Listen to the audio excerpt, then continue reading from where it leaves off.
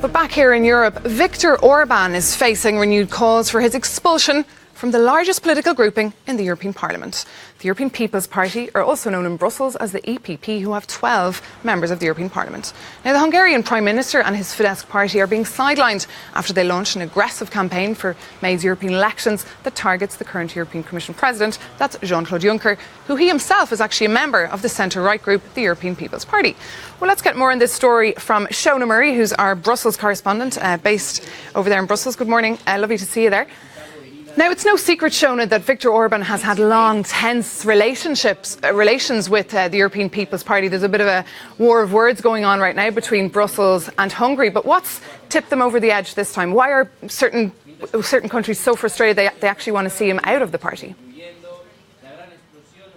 Yes, well, I suppose you're right there, Maeve. We have to go back around 9 years when Viktor Orban first, I suppose, came to the negative attention of the EPP when he started imposing anti-EU, anti-democratic policies in his own state.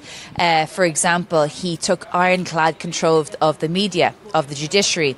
He was critical against gay people and migrants, and that escalated up until 2015 when he refused point blank to cooperate in any of the EU's policies in dealing with the migrant crisis. In fact, he did the opposite. He put up borders, he used derogatory language against refugees, Muslim refugees in particular.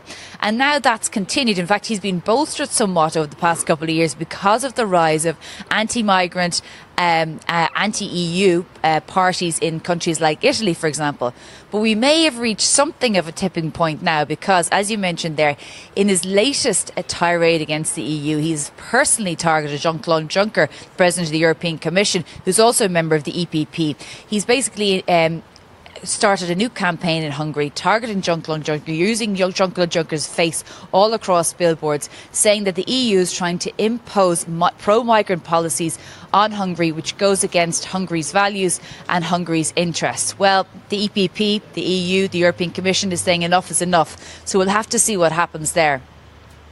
And they're not just saying enough is enough, they're actually trying to take action against what Jean-Claude Juncker himself called fake news. Tell us more about that.